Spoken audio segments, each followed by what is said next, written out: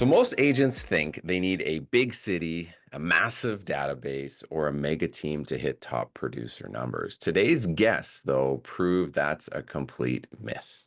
One leads the number one small team in all of Real Broker Canada multiple times, dominating in a market many would call too small to matter. The other one is the most consistent top agents, one of the most consistent top agents at Real Broker USA. Personally, had years closing over 150 deals while running a small yet lean, powerful team.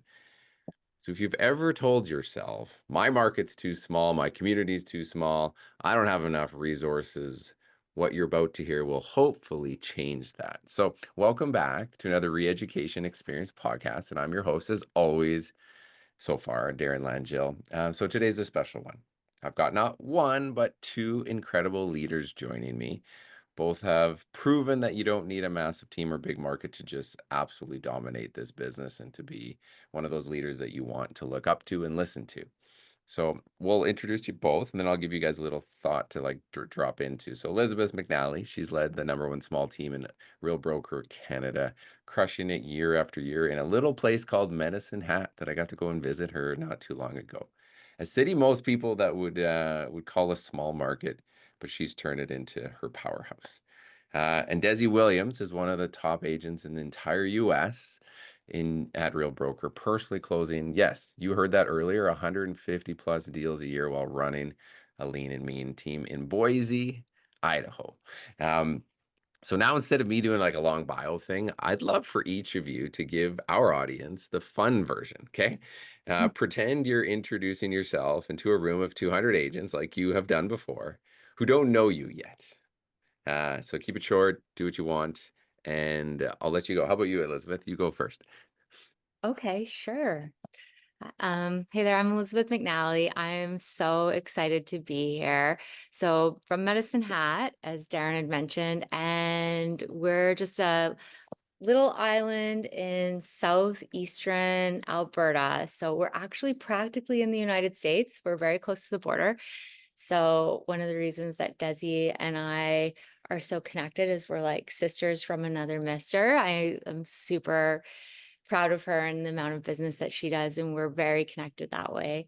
I do run a great team. I've been in real estate for 21 years, and I'm so proud and grateful of my little action-packed team that I run here.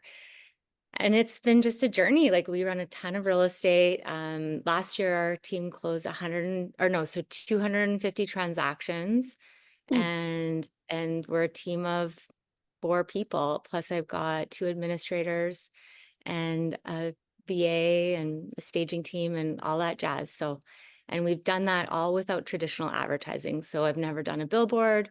I've never done a bus bench. It's all been word of mouth and just people seeing the work that we do and hearing about us. So super proud to be here. And we've been with Real for 3.5 years now. And honestly, it's changed my life and I'm never looking back.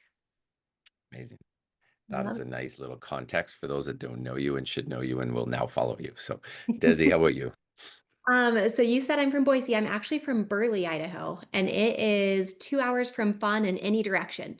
So we're doing a big event in Boise, but we had to do it there because there's like no airports where we live.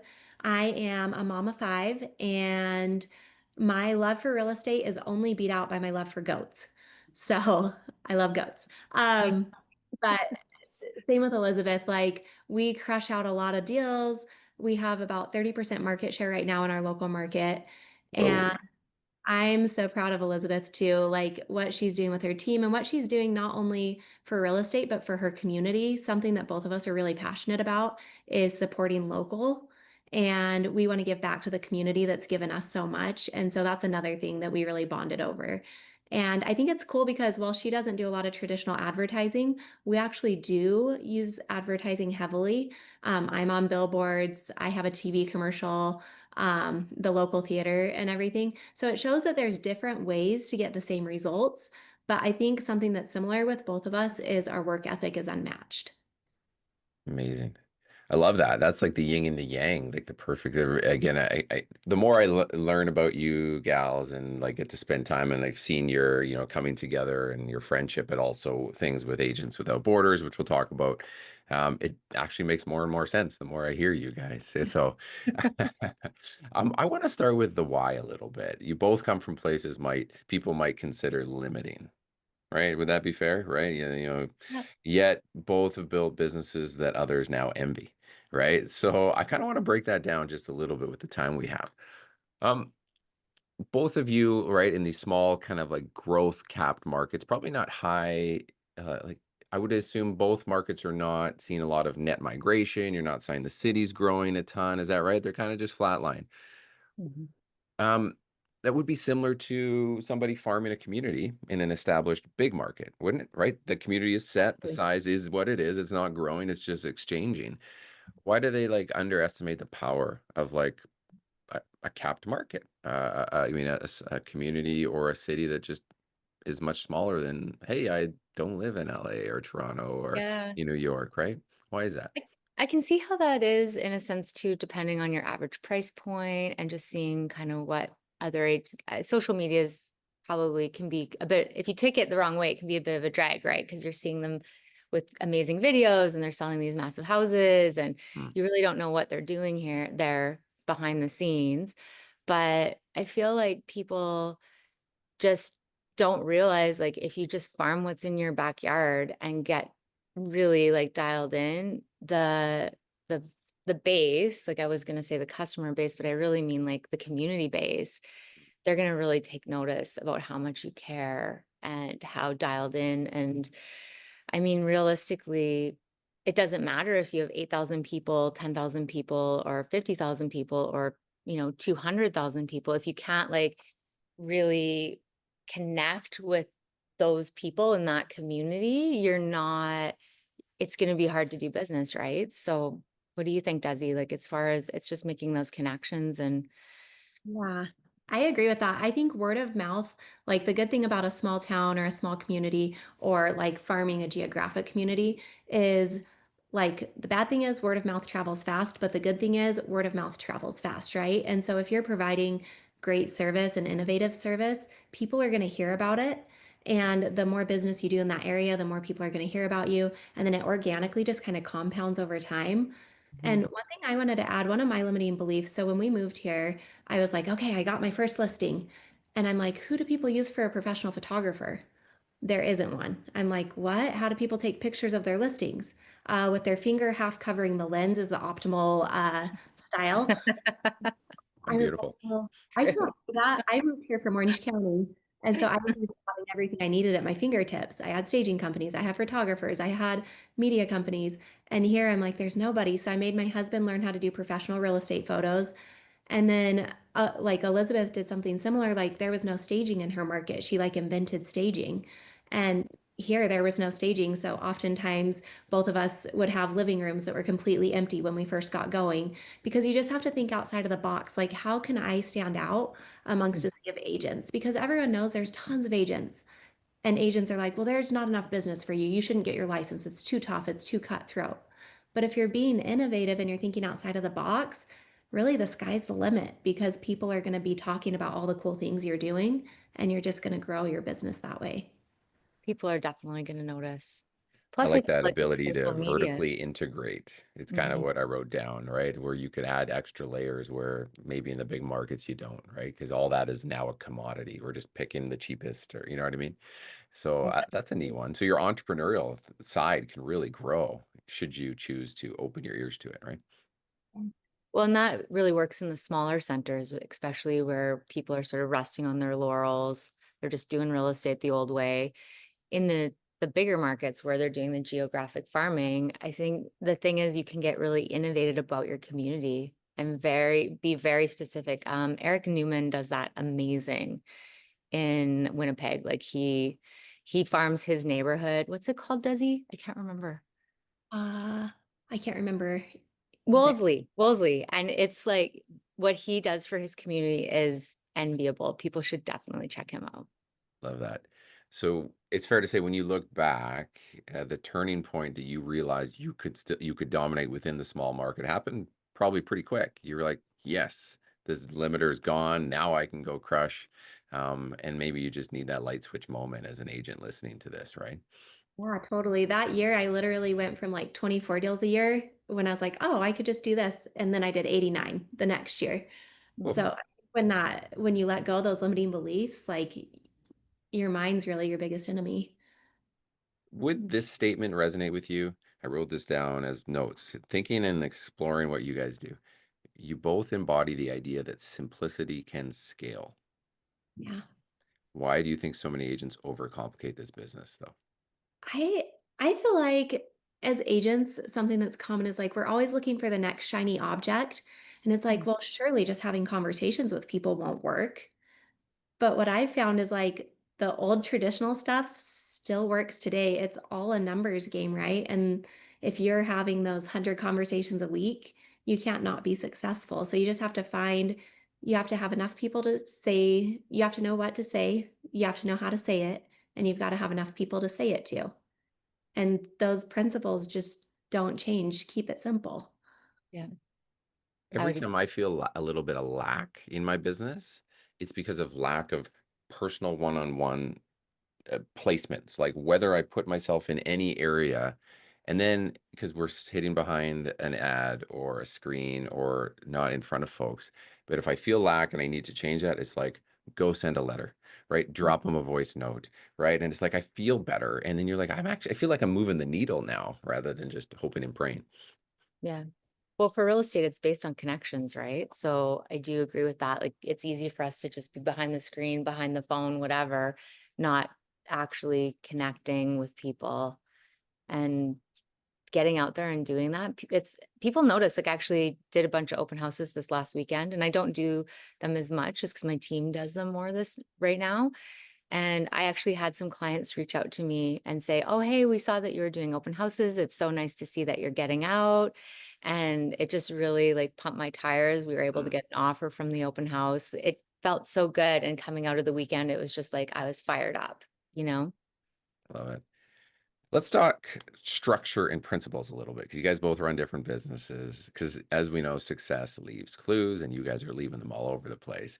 Agents listening right now need to hear what this looks like to run what you guys do in practice. So I want to ask a couple questions. How about this one?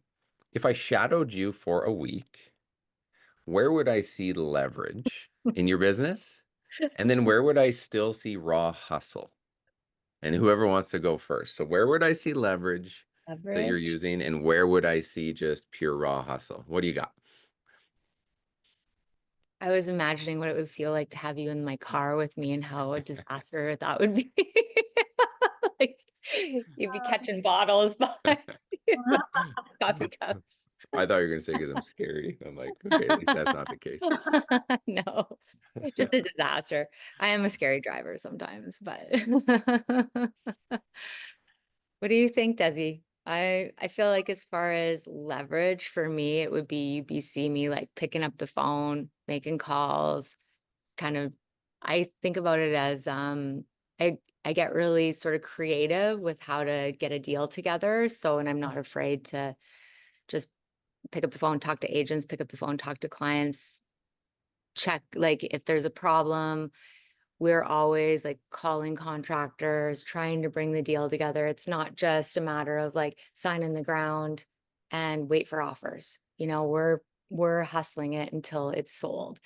Even if Gotcha. we have a even if we have a pending offer, we're still pushing video, pushing communication with people, potential buyers, that kind of thing. So I'd Mhm. say that's probably what you'd see for leverage for us. I think Uh, that'd be more hustle, right? That's like it should show how much, oh even yeah, sorry, yeah, nearly a hustle. thousand deals later, probably Yeah, you're still grinding and putting the pieces together and pulling the levers and using the contacts and using one thing to support the other. Where yeah. some agents might sit back in a deal, for instance, and be like, "Oh yeah, I'm just waiting for things to come in." Yeah, Um, that's true.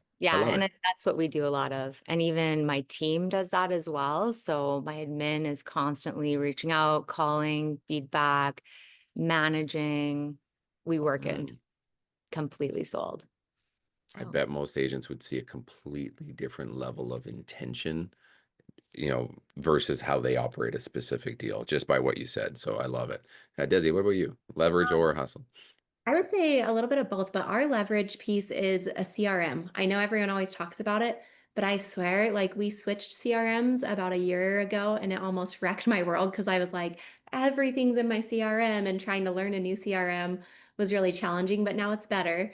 But like the CRM, I live, breathe, and die because I don't have to remember what I'm supposed to do every day between my calendar and the CRM. I'm just like, oh, I need to follow up with these people. Perfect. I need to get these tasks done. Perfect. And so then we also have Sisu, which is like a transaction management software. It tracks your numbers, and that helps me know where I'm at and where I need to go, and then also the tasks that need to get done every day. And then one of my biggest leverages is I don't drive myself because I'm bad at it. So I have someone who drives me to all my appointments. So whether it's an agent who's shadowing me or my assistant, somebody's always driving me to an appointment so that I can work in the car on the way. And I bet that's something people would be like, oh, I never thought of that. Or, you know what I mean? They think chauffeur, personal driver, but you're like, you think about the time wasted. Um, I love it. So we need Elizabeth to take that on since she said she would be having bottles thrown at me. while So you were telling us that, Desi, I was just thinking, I was like, I always have wondered how you shoot your videos while you're driving. Like I've actually looked at it and thought, like, what's the angle that she's doing? That seems dangerous. Oh, it is. Now I know the answer. Now I know the answer. do you guys both have kind of what would be like a personal, like executive assistant, like one that's kind of like supporting you now, like beyond just real estate? Or can you give me a little structure on what is like to what is not on your plate, what is on your plate?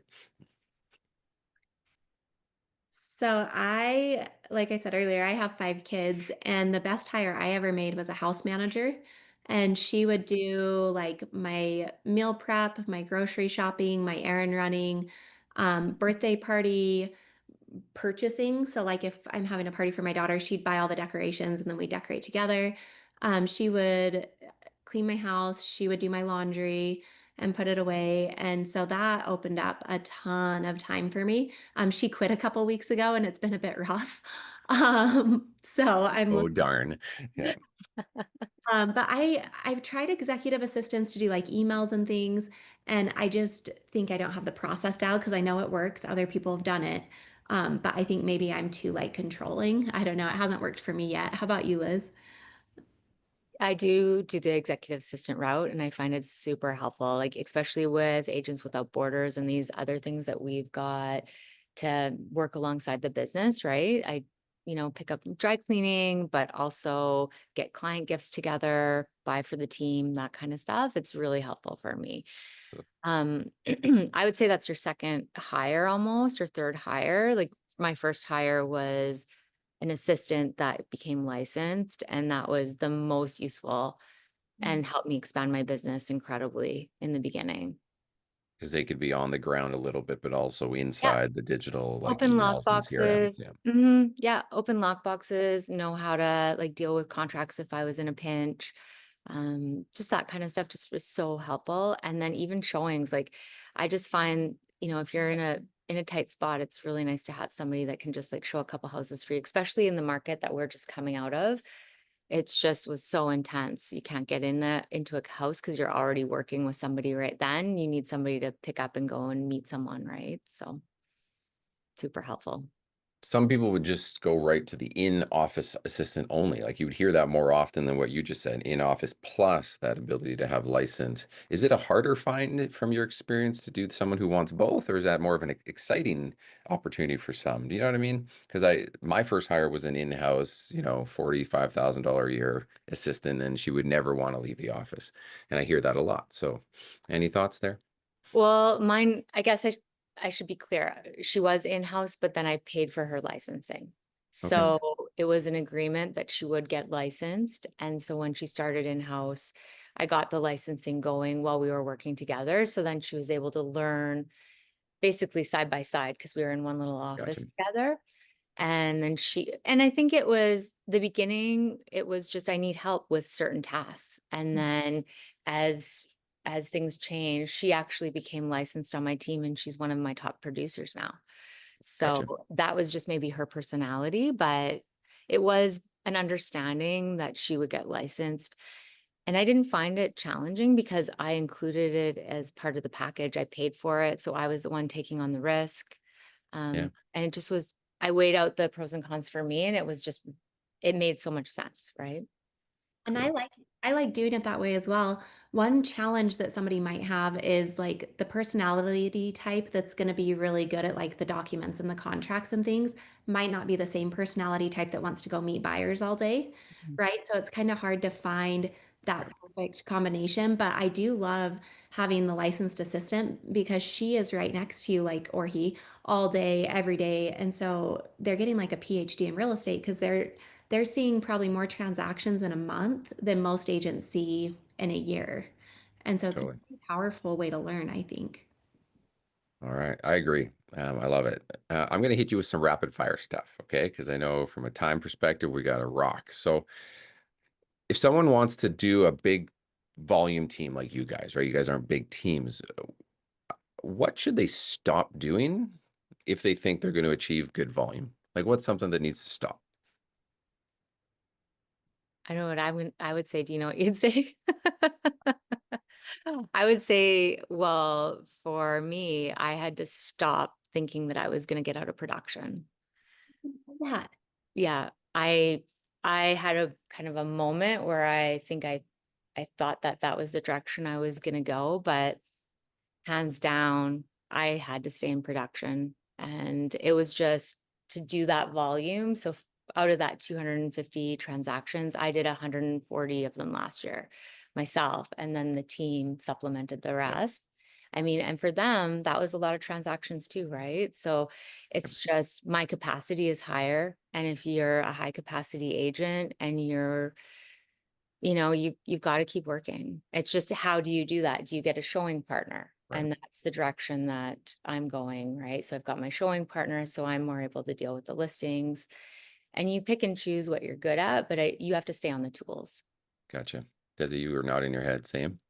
Yeah, I agree because I think it's really important to lead by example. And so Mhm. if you're out of production and just telling the agents what to do, you're not in the trenches with them. And so that respect isn't quite there. But when they're like trying to come up with an excuse, well, I don't want to call today because blah, blah, blah. It's like, Mhm. oh, well, I'm calling and I have 5 kids and I'm crushing out 150 deals a year. Like, what's your excuse again? They don't have one. It kind of strips them of those excuses. So I think Plus, if you want to make any money, right? Mhm. Right. 100%. We all Yeah. know that team leadership, when people are pulled back, the ROI, I mean, your income goes way, way, way down and usually stays that way. Well, and that's where the numbers, you have to get more agents, right? I haven't got to that point, but I know you run a really large team and you're constantly having to bring in agents, right, to supplement or offset that, right? So Yeah, it's a journey. I wouldn't do it again. Um, I would stay where you guys are. Um, what's one weekly rhythm or cadence that keeps your team aligned slash producing, right? What's one thing? And we'll go quick, let's just quick, one simple thing. Monday morning meeting for me. We do script and role play every day from 8:30 to 8:15 and then go straight into prospecting. Oh, amazing. What do you track religiously? Conversations and appointments met. Conversation point. Yeah. Okay. Uh, I don't track anything religiously. Yeah. So you're still crushing 250 ends and you haven't had to, you know, I should. how about this? If you stripped everything away, no social media, no ads, no fancy tech, what three things would you do to keep your business going? For me, I would keep staging. We would continue to make sure that our listings stand like Mm, above the rest. And I would keep picking up the phone. I would do open houses, door knocking, and mailers. yeah. Just got Okay. six ideas out of that one. There you go. Right. I always like to do a myth busting segment, whether I'm doing a solo episode or I'm rolling it in with those. So small teams can't compete with mega teams. That's a myth. Totally. Total myth. Total Top myth. producers must have perfect work-life balance. Work-life balance is a myth. Myth. And that's okay, right? It's a dream. Can we have dream? Yeah. I get this a lot, right? You probably deal with newer agents, especially again, we also have a lot of like high profile agents at Real. Social media is the only way to scale now. No, myth. Total myth. And you need to be, we already covered this. The other one is you need to be a big market to be a big agent. And that's obviously not the case with you guys. Um, what's behind every big set of numbers is usually stories that nearly break us, right? I want to kind of go there for with the few minutes we have, and then we'll talk about Agents Without Borders. Is there a season you can remember that we could share forward to the group now that they've seen your numbers, heard your production, which is ridiculous, right? Where you almost broke and you should have thought of almost quit, but didn't and carried you through. And what was that? And maybe each one of you had a moment, and then we can transition to the final question. Go ahead, Desi. Okay. Um, so it's lonely in our market because there's nobody wants to share, nobody wants to collaborate, and you're doing Mm, all these deals and you don't have any mom friends. And in my area, like women don't work. So working full time and having a career was really, really lonely. And I like nobody really understood the stress that I was under and the pressure I was under, including my husband, because I still had all my at home responsibilities and my work responsibilities. And that's when I almost broke. I was like, I can't keep doing this. And we ended up going to an event, a live event, and I actually met Elizabeth there. And it gave me hope because I was like, oh, she gets it. Like, she knows exactly how I feel. And it was the first time in my life that I actually had somebody who I felt like knew what I was going through and somebody who would collaborate and share ideas and just listen to me complain and cry. I send her voice memos all the time, just like, I need help. I love that. Yeah, I could see that, right? And I bet there's very few moms or even moms that are working in your market that would be making anywhere near your level of income, right? That I mean, you'd be in such a unicorn, right? Yeah. Well, plus the time spent, even, if people have your normal 9 to 5, they go home, make dinner, hang out with their kids, go do things on the weekends. Like it's just that wasn't what it was like for me. And I still really struggle with that. I'm trying to be Mm, more intentional. But as you're growing your business, saying no is really not an option. I know like I'm a yes person. That's how I built my business, but I'm the same as Desi, like just felt super lonely. There was really nobody for collaboration, super intense. Like I would have nights where I would feel like I don't want to go to sleep because I don't want it to be tomorrow because I just know it's just going to be mm, more intense, like more problem solving, which I love that piece of it, but it also is really draining because you do have a lot of mom guilt or dad guilt, right? Like not being there in the morning to get your kids off to school. Cause I would get up super early, just start hammering and then into the night, like, yeah, 9, 10 o'clock at night. And if it's hard. Like there's been yeah. lots of tears, but it's in my blood. I don't know what I would do different. I mean, they call us independent contractors, right? And the first part of that is independence. So we're like in our own little silo, aren't we? But it sounds like you guys both embraced community and connection, and as you know, at collaboration. And that's supported you through those dark times and probably inspired you to the new versions, right? Because you guys are building something pretty fun right now. Can you explain a little bit of what Agents Without Borders is? And it seems like you're all in there on top of everything else that you're doing from a production standpoint. Can you drive a little bit of what you're chasing with that? Because that's exciting to see and watch. Do you want to go for it, Desi, or do you want me to? Okay, well, agent, so exciting. So what Desi was saying, like we just connected immediately when we met. And then it was just so cool being on this journey. We actually sort of started it off thinking about the selling in small communities and that there's actually an advantage to that, but having a place for people to connect, people for us to reach out to us, we're available. If they don't have a person, we're there for people. Creating a podcast, and then also we're doing conferences and events and just a support network for people that are looking to connect with people in different sizes communities. So it could be, like you were saying, it could be your market in a large center, tiny little communities, medium, whatever, just trying to create something for people like us that were looking to make connections with people, feeling a little lost, wanting to bounce ideas off of each other. And we're having so much fun doing it. Like, it's just the people we've met so far have been, it's been amazing. Hey, Desi. Yeah, so great. And is running a conference in Boise. That's probably why you thought she was from Boise. It's gonna be Yes, I should do my research amazing. better. Well, they both start with B. Like, Yeah. like I would have done exactly the And I same saw your thing. reel yesterday, or the funny ones, right? Oh, the Boise. Where we were trying to be gangsters. You are real estate gangsters, anyways. But yeah, it's super fun. Did you want to add anything to that, Desi? No, I think that's perfect. We just wanted a place for people to collaborate and build community and build Yeah. relationships. Yeah. It's just, I always think about these like what ifs when I drop a solo episode or that. I'm like, what if I just embraced what I heard today from these gals? What if I embraced community like they said they both found? And look out 5 years to say like where my business could go, right? The amount of energy that comes out of these ladies, the things that they're putting out. So you have to follow both of them. I think is your main platform Instagram for both of you, and then I know it is for Agents Without Borders, right?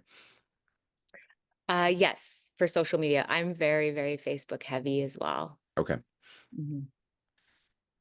So this has been outstanding. It was a power pack, 25, 30 minutes. I could have taken you down an hour's worth, but I know you guys got to run. So, um, anything you want to leave our audience with before I know you have to run to your own run of a podcast here right now as a last words of advice based on anything we talked about or something I didn't have a chance to cover? I would just say the work works. Don't discount something just because you think it's too simple. Embrace it and be innovative, and you could do anything. I Amazing. 100% agree with that. Well, for those listening, please go check them out. Find them on social. If you're in anywhere near Boise, or if you can find a way to jump on a plane, the list is insane for the speakers. Like, it is worthy of a trip, and it's coming up soon. So all that information is there. I hope you caught the through line here listening. It's not the size of your market or the amount of team that matters, right? It's the clarity of the model. They both chose a different model, and it's the consistency of putting in the work, right? Because the work works. So, Desi, Elizabeth, thank you for raising the bar. Thank you for showing up, showing us what's possible. It's inspiring to watch. I know every time I get a chance to see one of your reels fly through my screen, I'm like, time to hustle harder because those girls are going.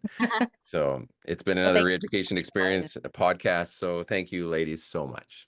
thank you. This has been a blast. All Appreciate it. right. We'll see you again soon. Bye.